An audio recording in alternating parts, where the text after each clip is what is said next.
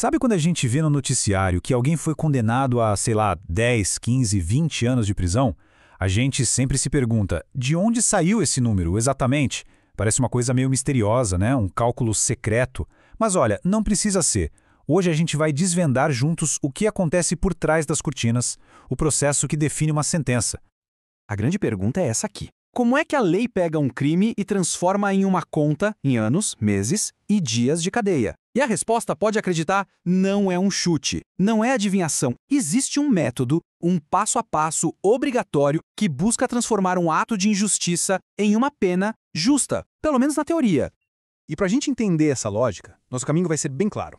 Primeiro, vamos ver a estrutura geral desse cálculo. Depois, vamos passar por cada uma das 3 fases do processo, uma por uma. E no final, a gente vê como tudo isso sai do papel e vira a realidade de alguém. Vamos lá. Ok, vamos começar a mergulhar nisso. O coração de todo esse processo no Brasil tem um nome: sistema trifásico. É basicamente o esqueleto, o manual de instruções que todo juiz é obrigado a seguir para definir uma pena. E como o próprio nome já entrega, são 3 etapas. É uma escadinha. Primeiro, o juiz estabelece um ponto de partida, a chamada pena base. Depois, essa pena é ajustada, para mais ou para menos, com as agravantes e atenuantes. E por último, vem as causas de aumento e diminuição. É um método que tenta equilibrar as coisas, sabe? Dá uma certa objetividade, mas sem tirar a capacidade de análise do juiz. Agora, vamos para a primeira fase. E aqui a coisa já começa a ficar interessante. A lei, para cada crime tipo roubo ou homicídio, dá uma margem, uma pena mínima e uma máxima. O trabalho do juiz aqui é decidir onde, dentro dessa margem, ele vai começar a calcular. E essa é a tal da pena base. E para tomar essa decisão, ele não tira da cabeça dele. Ele é obrigado a analisar essas 8 circunstâncias que estão aí na tela, todas previstas lá no artigo 59 do Código Penal. E essa é talvez a parte mais humana, mais subjetiva de todo o processo. O juiz olha tudo: o grau da culpa, o histórico da pessoa, como o crime aconteceu, as consequências. É a forma que a lei encontrou de dizer cada caso é um caso.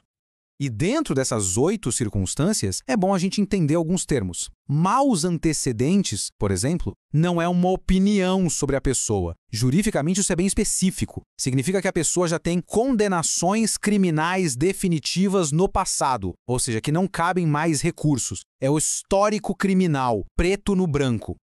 Já a conduta social é outra coisa. Aqui a análise é mais ampla. Não é só sobre o histórico de crimes. O foco é o papel daquela pessoa na comunidade, como ela é vista no trabalho, na família. É uma avaliação mais sobre o estilo de vida, entende? É uma diferença sutil, mas que na análise do juiz faz toda a diferença. E para não ficar nenhuma dúvida de que essa primeira fase não é uma simples conta de somar, dá uma olhada nessa citação do Superior Tribunal de Justiça, o STJ. Eles deixam bem claro: não tem peso fixo para cada circunstância. Não é uma operação matemática. É, na verdade, um juízo de valor, uma análise bem complexa e qualitativa.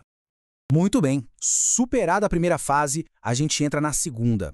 E é aqui que a balança da justiça começa a se mover de verdade. Aquela pena base que foi definida vai ser ajustada num verdadeiro cabo de guerra judicial. E este slide ilustra essa dinâmica perfeitamente. De um lado, você tem as agravantes, que são as coisas que pioram a situação e puxam a pena para cima. Por exemplo, ser reincidente ou cometer o crime por um motivo bobo, fútil. Do outro lado, tem as atenuantes, que ajudam a defesa e puxam a pena para baixo, como confessar o crime ou ter menos de 21 anos na época. Mas atenção, aqui tem uma regra de ouro. Diferente do que a gente vai ver logo em seguida, nessa segunda fase a pena tem um piso e um teto que não podem ser ultrapassados. Ou seja, por mais que a pessoa tenha um monte de atenuantes, a pena nunca vai poder ficar abaixo do mínimo que a lei estabelece para aquele crime. E o mesmo vale para o máximo. E finalmente, chegamos à terceira e última fase, o ajuste final. A grande diferença aqui é que agora entram em jogo frações, porcentagens. E essas sim, elas podem levar a pena para fora daqueles limites originais do crime, tanto para cima quanto para baixo. Para ficar bem fácil de visualizar, olha esse exemplo. Vamos imaginar que depois das 2 primeiras fases, a pena estava em 6 anos. Aí, o juiz vê que tem uma causa de aumento, como o uso de uma arma de fogo, que aumenta a pena em 1/3. A conta aqui é direta. 1/3 de 6 anos são 2 anos. Soma tudo e pronto, a pena final sobe para 8 anos. Viu só? Aqui a matemática é mais exata. Mas o cálculo do número de anos, meses e dias ainda não é o fim da história.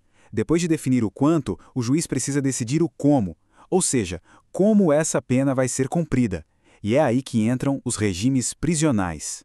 Essa tabela resume bem os 3 principais regimes. De forma geral, penas acima de 8 anos começam no regime fechado. Se a pena ficar entre 4 e 8 anos, o mais comum é o semiaberto. E para penas de até 4 anos, o regime é aberto. Ou seja, aquele número que a gente passou 3 fases calculando é o que vai definir a porta de entrada da pessoa no sistema prisional. E tudo isso nos leva de volta à grande questão, que no fundo resume toda a complexidade desse assunto. A dosimetria da pena é uma ciência exata, cheia de regras e frações, ou é uma arte judicial, que depende da sensibilidade e da interpretação de cada juiz? A resposta, como a gente viu, parece estar justamente no equilíbrio, ou na tensão, entre essas duas coisas.